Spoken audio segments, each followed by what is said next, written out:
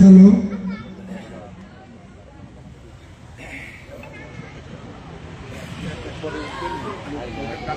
দেখা যায় সবাই আমাকে দেখেন, পিছনের আপুরে দেখেন, দেখা যায়। এটা মাঝখানে কয়েকজন লোক বসে পড়ে, আপনারা বসে পড়েন,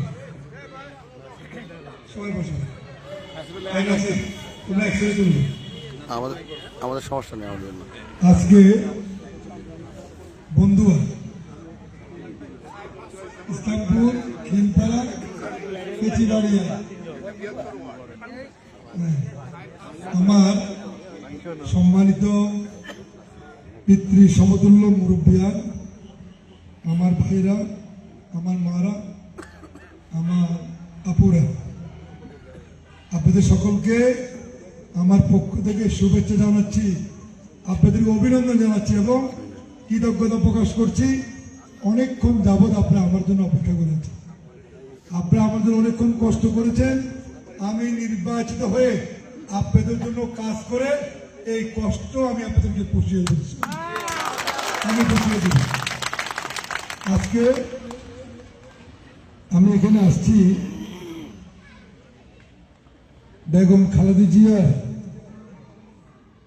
যে প্রতীক, যেই মার্কায় সবসময় আপনারা ভোট দিতেন, বেগম জিয়াকে সবসময় নির্বাচিত করছেন, ওনাকে বাংলাদেশের প্রধানমন্ত্রী বানিয়েছেন 3 বার, আরো 3 বার তিনি বিরোধী দলের নেত্রী হয়েছেন আপনাদের ভোটে। আপনাদের মেয়ে, আপনাদের কারো বোন, এই এলাকার গর্ব, আমাদের অহংকার ছিল। আমরা সবসময় বলতাম ফেনীর মেয়ে খালেদা গর্বমুদ্রা খালেদা, আসলে অনেক অহংকার ছিল।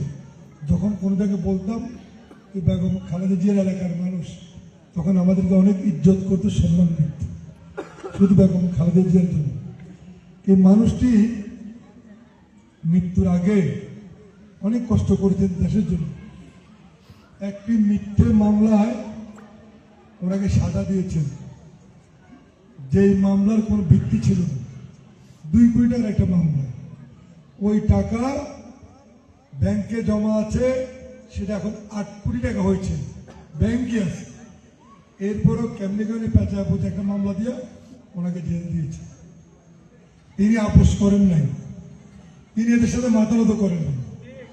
ওনাকে বলেছিল যদি আপনি বাঁচতে চান, জেল খাটতে না চান, তাহলে আপনি বাংলাদেশের বাইরে চলে যাবেন।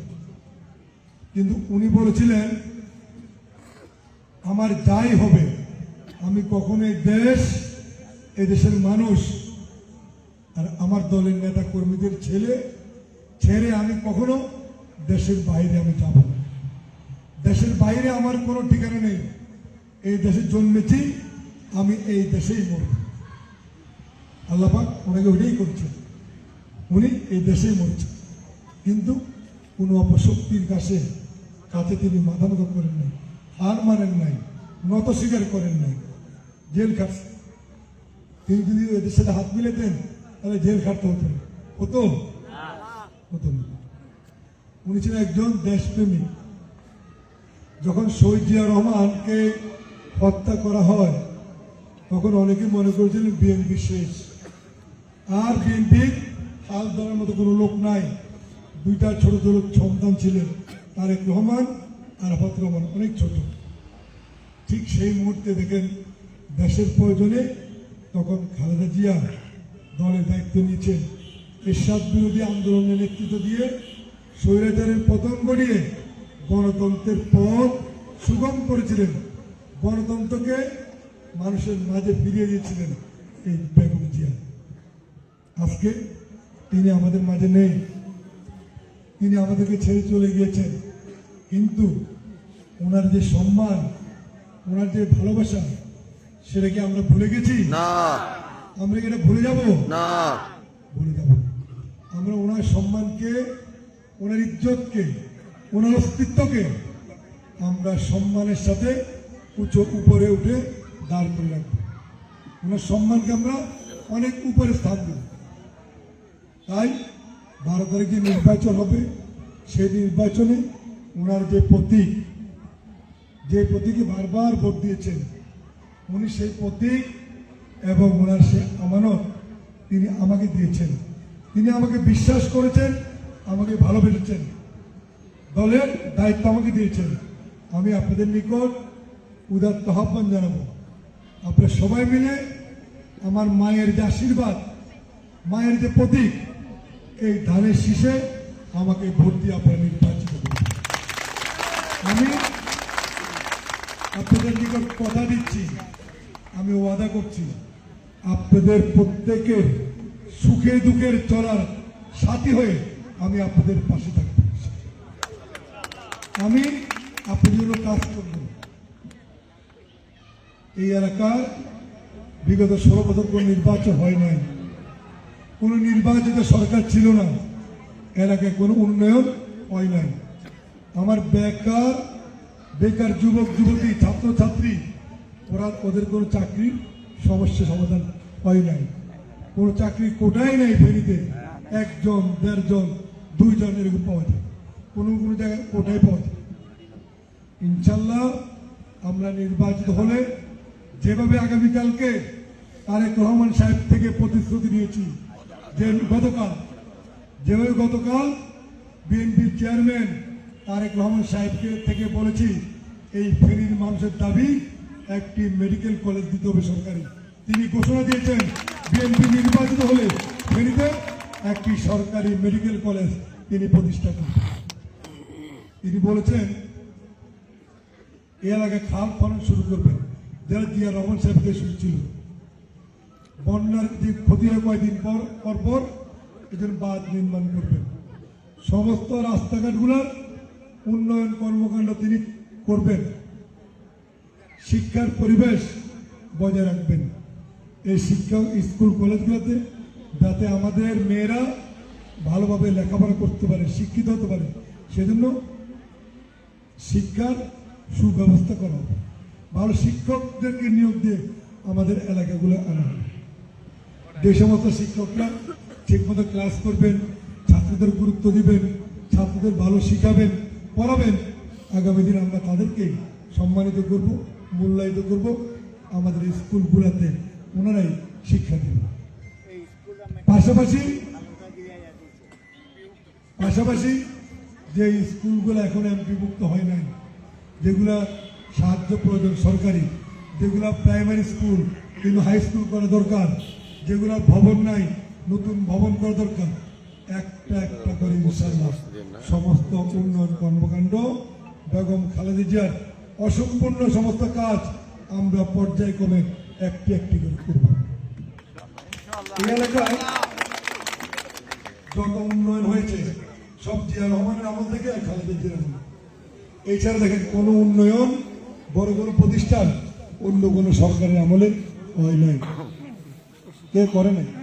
আর এই 16 বছর তো আমরা ছিলাম না, আমরা করতে পারি নাই, আমরা এলাকার মানুষের সাথে ঠিকমতো চলতে পারি নাই, এলাকার মানুষকে আমরা উপকার করতে পারিনি। কারণ এই 16 বছরে আমরা ছিলাম অনেক নির্যাতিত, মামলার পর মামলা, মিথ্যে মামলা, কারাগার 4 মাস, সর্বশেষ একটানা 11 মাস আমি জেলে ছিলাম। 10 বার থেকে কখনো একসঙ্গে ঘুমাতে পারতাম না। ঘুমাইছি কিনা ঘরে আমার সন্দেহ। এইভাবে আমাদেরকে নির্যাতন করছে। আমি যখন 18 সালে এখানে দায়িত্ব পেয়েছি ম্যাডাম থাকতে, এই ম্যাডামের পক্ষে কাজ করার জন্য, তখন করোনার সময় একবার চাল ডাল এগুলো নিয়ে আসতেছিলাম, রাস্তার মাঝখানে সেখানে গুলি করেছে। ইনশাআল্লাহ আজকে আল্লাহর রহমতে আমরা সবাই এলাকায় যার যার এলাকায় আমরা অবস্থান করি, সব মামলা থেকে আমরা মুক্তি পেয়েছি। আমাদের এখন সঠিকভাবে চলার কাজ করার প্রবীণ সুযোগ ফিরে দিচ্ছে। এইভাবে আমাদের নির্যাতন করছে। আরেকটি বিষয় বলছে যে ফেনীতে একটা ইপিজিএ প্রতিষ্ঠা করা হবে, ইপিজিএ চালু করা হবে। একটা এলাকায় যদি ইপিজিএ হয় সেখানে হাজার হাজার মানুষ কর্মসংস্থানের সুযোগ হবে। আমাদের আগে যদি ইপিজিএ হয় আমাদের এলাকার ছেলে মেয়েরাই তো ওখানে চাকরি নেবে নাকি, তাহলে আমাদের কর্মসংস্থানেরও একটা ব্যবস্থা আমরা হবে। তিনি এগুলো গতকাল ঘোষণা দিয়েছেন। আমি আপনাদের কথা দিতে চাই, ইনশাল্লাহ আর একটা সরকারি মেডিকেল হওয়া মানে কি, বাংলাদেশের বড় বড় ডাক্তাররা ওই মেডিকেলে চাকরি করবে, তারা রোগী দেখবে। আপনার চিকিৎসার জন্য আপনাকে ঢাকা চিটাগাং করে যাবে, ফেরি সরকারি মেডিকেল হলে ওখানে আপনি চিকিৎসা হবে, ভালো ভালো ডাক্তার আসবে ইনশাল্লাহ। যখনই উনি যেহেতু বলেছেন, প্রতিশ্রুতি দিয়েছেন, ইনশাল্লাহ ফেনীতে আমরা একটা মেডিকেল কলেজ আমরা প্রতিষ্ঠা করি। আমি আপনাদের বলতে চাই, এই যে অনুন্নত রাস্তাঘাট, এগুলো আমরা পর্যায়ক্রমে অতি দ্রুত সময়ের মধ্যে এই রাস্তাগুলো আমরা করব। আর আমাদের আগে 3টা স্বাস্থ্য কমপ্লেক্স আছে না, ছাগলে একটা, ফুলগাড়ি, মুর্শিদাবাদে একটা, আমাদের পরশুরাম একটা আছে না, সেখানে তো আমরা ইচ্ছা করলে প্রাথমিক চিকিৎসা, ছোটখাটো চিকিৎসা আমরা করতে পারি, কিন্তু করা যায় না। এই হাসপাতালগুলোতে চিকিৎসার কোনো সুব্যবস্থা নাই। আমি গিয়েছি, নোংরা পরিবেশ, সিট ছিঁড়া, ওয়াল দেওয়ালের মধ্যে ময়লা, 1 মাসে মনে ওয়াল পরিষ্কার করে না, পুরো পরিষ্কার করে না। আমি কথা দিচ্ছি, আমি নির্বাচিত হওয়ার 1 মাসের মধ্যে এই সমস্ত এই স্বাস্থ্য কমপ্লেক্সগুলোকে সুন্দর করে আপনার চিকিৎসার জন্য উপযোগী করে ভালো ডাক্তার এনে আপনাদের চিকিৎসার ব্যবস্থা করা হবে, যতদিন আমরা মেডিকেল কলেজ আনতে না পারি। আর রাস্তাগুলো পর্যায়ক্রমে আমরা করে দিন। আমাদের সরকার আরেকটা ঘোষণা দিয়েছে, সেটা হচ্ছে আমাদের মায়েরা, মেয়েরা, মহিলারা একটা সময় ওনারা অনেক অসহায় জীবনযাপন করেন। যখন ওনাদের স্বামী মারা যান, তো ওনাদের দেখার কেউ থাকে না। অনেক পরিবারের ছেলে ছোট থাকে, উপার্জন করতে পারে না, বাবা মারা গেলে এই পরিবারের মধ্যে অনেক কষ্ট। আমরা এদেরকেও বাধা দেবে, আগামীতে এদেরকে বয়স্ক ভাতা দেবে, বিধবা ভাতা দেবে অনেকে আমাকে, এবং আমাদের দলের পক্ষ থেকে এরকম আইডি কার্ড দেবে সরকারের পক্ষ থেকে, এখানে আমার ছবি থাকবে। প্রত্যেক ফ্যামিলির জন্য একজনকে একটা ফ্যামিলি কার্ড দেবে। এই ফ্যামিলি কার্ডের মাধ্যমে আপনি প্রতি মাসে 2,500 থেকে 3,000 টাকা খাদ্য সামগ্রী বিনামূল্যে পাবেন। শুধু এই এলাকার মানুষ না, সারা বাংলাদেশের কোটির অধিক মানুষ সবাইকে দিবে, কার্ড করে দিবে। সকালে এক মা আমাকে প্রশ্ন করছেন, তিনি বললেন, আমাদের জন্য যা আসে আমরা তো ওগুলো পাই না, সব খাই না।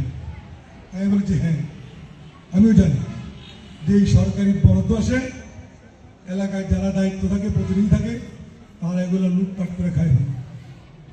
10 ভাগের 1 ভাগ এলাকার মানুষ পায়, বা এগুলো অন্য জায়গায় চলে যায়, বেশি টাকা বিক্রি করবে। এটা বিএনপি সরকার বুঝেছে, আমরা বুঝেছি, তারেক সাহেব এটা বুঝেছেন, এবং খালেদা জিয়া এটা বুঝেছে। তাই তিনি এই আইডি কার্ডের ব্যবস্থা করছেন। এই কার্ডের মাধ্যমে যে বরাদ্দ আসবে, সেটা আপনি ছাড়া আর অন্য কেউ এটা উঠাতে পারবে। ব্যাংকে যেভাবে টাকা রাখেন, একজন টাকা আরেকজন উঠাতে পারে না। এই কার্ডের মাধ্যমে যে বরাদ্দ আপনার জন্য হবে, সেটা একবার আপনি নিতে পারবেন, অন্য কেউ এই বরাদ্দ নিতে পারবেন না। সুতরাং একজনের বরাদ্দ আরেকজন খেতে পারবেন, আরেকজন খাইতে পারবেন না। পাশাপাশি আমাদের মুরব্বীরা, আমাদের পুরুষরা যারা কৃষিকাজ করে, কৃষিকাজ তো সবাই করে নাকি? আমার দাদাও ছিলেন একজন কৃষক। আমি ছোটকালে দেখেছি আমার দাদা কৃষিকাজ করতেন, আমি সাথে সাথে যেতাম, ছোট ছিলাম, ক্লাস 3-তে পড়তাম, দাদার সাথে যেতাম। উনি ধান, আলু, বাদাম এগুলো বেশি করতেন আমাদের গ্রামে। এক সময় এই মিষ্টি আলু চাষ আমাদের দেশ থেকে উঠে গেল। যে টাকা মানুষ খরচ করে উৎপন্ন করে বেশি কম দামে লস হয়, এজন্য কি আর আলু চাষ করে বাদামও দেখে নেব। প্রচুর আলু বাদামের দেশ ছিল আমাদের এলাকায়, নাই। এগুলো চিন্তা করে বিএনপি প্রত্যেক কৃষককে সার, কীটনাশক আর ভালো বীজ কৃষক কার্ড দেবে। যেমন মহিলাদের জন্য ফ্যামিলি কার্ড, পুরুষদের জন্য কৃষক কার্ড। এই কৃষক কার্ডের মাধ্যমে আপনাদেরকে কৃষি পণ্য দেবে, যাতে আপনারা ন্যায্য মূল্যে অথবা ফ্রিতে এই জিনিসগুলো পাইয়া এগুলো উৎপন্ন করতে পারেন, যাতে আপনার উৎপাদন ব্যয় কম হয়। এই জন্য আপনাদের কৃষক কার্ড দেবে। আর মসজিদে যারা ইমাম সাহেব আছেন ওনাদের যেমন সম্মানী দিবেন, প্রত্যেক মুয়াজ্জিন সাহেবকে সম্মানী দিবেন। আবার বিভিন্ন মন্দিরে যারা হিন্দু পুরোহিত বলে ওই হিন্দু যারা মন্দিরে দায়িত্ব থাকেন এদের জন্য একটা সম্মানী সরকারের পক্ষ থেকে। আমরা হিন্দু মুসলিম বৌদ্ধ খ্রিস্টান এক এলাকার মানুষ, আমরা যার যার ধর্ম আমরা শেষে পালন করি। আমি কি কাজ করলে আল্লাহকে পাবো আমি সেইভাবে চলব, ওনারা কি কাজ করলে ওনাদের সৃষ্টিকর্তাকে পাবেন ওনারা ওইটা করবেন। এটার সঠিক কি বা কি করলে ভালো কোনটা করবেন না আল্লাহ এটা হিসাব করবেন না, আমার দরকার নেই। আমাদেরকে বলা আছে যে কেউ কারো ধর্ম নিয়ে বাড়াবাড়ি করবে না, এটা আমাদের বিদেহদের ভাষণে উল্লেখ করা আছে। ওর ধর্ম ওই করবে, আমার ধর্ম আমি করবো। কিন্তু আমরা এক এলাকার মানুষ, প্রতিবেশী, আমরা একসঙ্গে থাকবো। হিন্দুরা সংখ্যায় কম, আমরা বেশি। এই কারণে আমরা কোনো হিন্দু ভাই বোনের উপর কোনো ধরনের অন্যায়, কোনো অত্যাচার, কোনো নির্যাতন, কোনো জমি দখল আমরা এগুলো থেকে সবসময় ইনশাল্লাহ দূরে থেকে একটি সুন্দর সমাজ সবাই মিলে আমরা প্রতিষ্ঠা করতে চাই, যেখানে কোনো হানাহানি, মারামারি, কাটাকাটি, জমি দখল, তারপরে বিচার বহির্ভূত কাজ, অন্যায় এগুলো থাকবে না। আমাদের মা বোনরা সম্মানের সাথে, ইজ্জতের সাথে তারা চলাফেরা করবে, তাদের সম্মানের উপর ব্যাঘাত করবে না। আমাদের পুরুষরা তাদের প্রতি কেউ অন্যায় করবে। আমাদের এভাবে চলি সকলে মিলে, তাহলে একটা সুন্দর দেশ আমরা দেশের মানুষকে উপহার দেব। কিন্তু এর আগে যে উন্নয়নগুলো আগে হয়েছে, আপনি বলেন শহীদ জিয়া এবং খালেদা জিয়া ছাড়া এলাকায় তেমন কোনো উন্নয়ন অন্য কেউ করেছেন? দেখেন ফেনীতে ক্যাডেট কলেজ খালেদা জিয়া করছে। এই ক্যাডেট কলেজে সারা বাংলাদেশের মানুষ ছাত্রী লেখাপড়া করে। কই লেখাপড়া করো? Feni cadet college. আমরা কি গর্বিত হই না? শুধু খাইলে কি আমরা বড় হবো? আমাদের একটা সম্মান আছে না, আমাদের ইজ্জত আছে না? Feni cadet college, computer institute, polytechnic, যুব উন্নয়ন, ডায়াবেটিস হসপিটাল, গ্যাস লাইন, এগুলা যদি খালেদা জিয়া না দিতেন আমরা কি পেতাম? পেতাম না। উপজেলা কমপ্লেক্স গুলা, উপজেলাগুলো, ফুলগাজী উপজেলা, দেখ বিভিন্ন বড় বড় কাজগুলো বিএনপির আমলে হয়েছে। আগামীতেও এই যে মেডিকেল কলেজের কথা বলেছি, উনি প্রতিশ্রুতি থেকে নিয়েছি না, উনি বদল করে দিব ইনশাল্লাহ। আপনারা যদি আমাকে সহযোগিতা করেন, আগামী দিনে এই মেডিকেল কলেজের পাশাপাশি একটি পাবলিক বিশ্ববিদ্যালয় ফেনীতে স্থাপন করব, আমরা করব। আপনার ফেনীকে, আমাদের জন্মভূমি ফেনী, এটাকে আমরা বাংলাদেশের একটি সুন্দর মডেল জেলা হিসাবে আমরা বাংলাদেশে প্রতিষ্ঠা করব, যাতে ফেনীর কথা শুনলে মানুষ দাঁড়িয়ে সালাম দেয়, সম্মান দেয়। আমরা ওইভাবে করব, এই জন্য আমরা একসঙ্গে কাজ করব। আর এখন যারা ধর্মের নামে ভোট চাচ্ছে, বিএনপির বিরুদ্ধে কথা বলছে, তাদেরকে ভোট দিলে জান্নাতের টিকিট দিচ্ছে, এটা কি ঠিক? না আপু, ঠিক না। কাউকে ভোট দিলে কি জান্নাতে যাওয়া যাবে? না। এরা বিকাশ নাম্বার নিয়ে টাকা দেয়, টাকা দিব, এই জন্য নাম্বার নিচ্ছে। আমরা কয়েক জায়গায় ধরছি, হাতে হাতে লোকজন ধরছে। এরা তালিমের নাম বলে ভোটার আইডি কার্ড নিচ্ছে, জাল ভোট দিবে। এদের শুরু থেকে শেষ পর্যন্ত মিথ্যায় ভরা, শুধু মুসলমানের লেবাস আছে, অন্তরটা যে অন্ধকার। মুখে বলে এক, পরে আরেকটা। ওই দিন একজন হঠাৎ করে আমার ছেলে ফোন করল, আব্বু তোমার বিরুদ্ধে জামাতের লোকজন স্বাধীনতা সংগ্রাম করছে।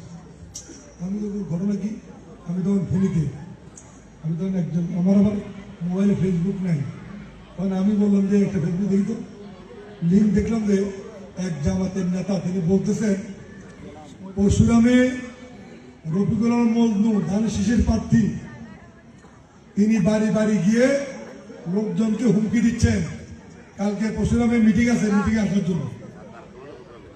না না, আরেক পরশুরাম একটা মিটিং ছিল পরের দিন, ওই মিটিং এ আসার জন্য আমি নাকি সবাইকে হুমকি দিচ্ছি। এবার আমি ওসিকে ফোন করলাম, ওসি পরশুরাম, ভাই এই সংবাদ সম্মেলন আপনি দেখেছেন? বলে হ্যাঁ দেখেছি।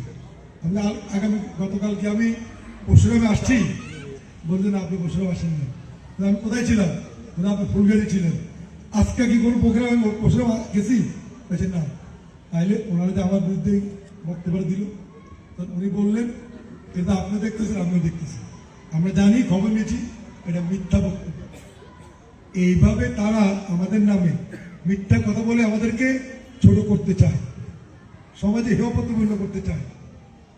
আমি ওই ভদ্রলোককে আমি ফোন করেছিলাম, বললাম ভাই আপনি আমার নামে এত সুন্দর করে একটা মিথ্যা কথা কেন বললেন? বলবে আমি বলি নাই, সাংবাদিকেরা আমার বিরুদ্ধে ভুল বলেছে।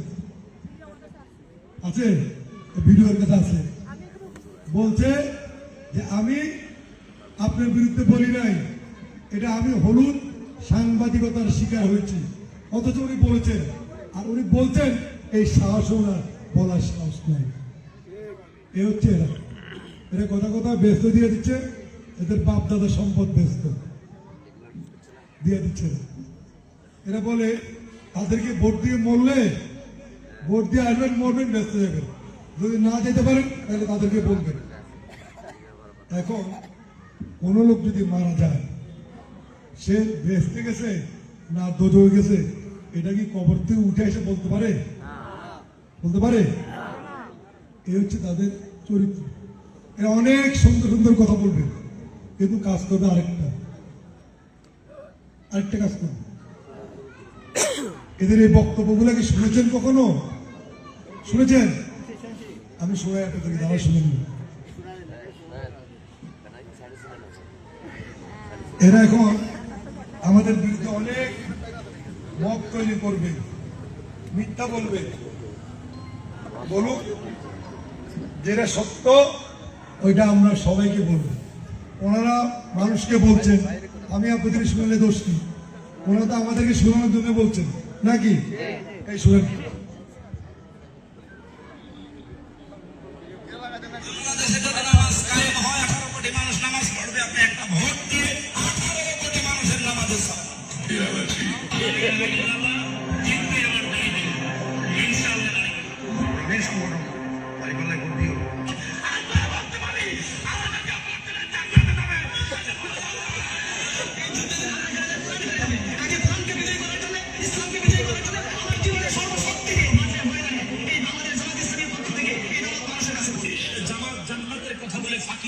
তাদের বলতে চাই, ভাই আমাদের কথা যদি বিশ্বাস না করেন তাহলে ভোটের দিন দাঁড়িপাল্লায় ভোটটা দিয়ে সে মারা যান।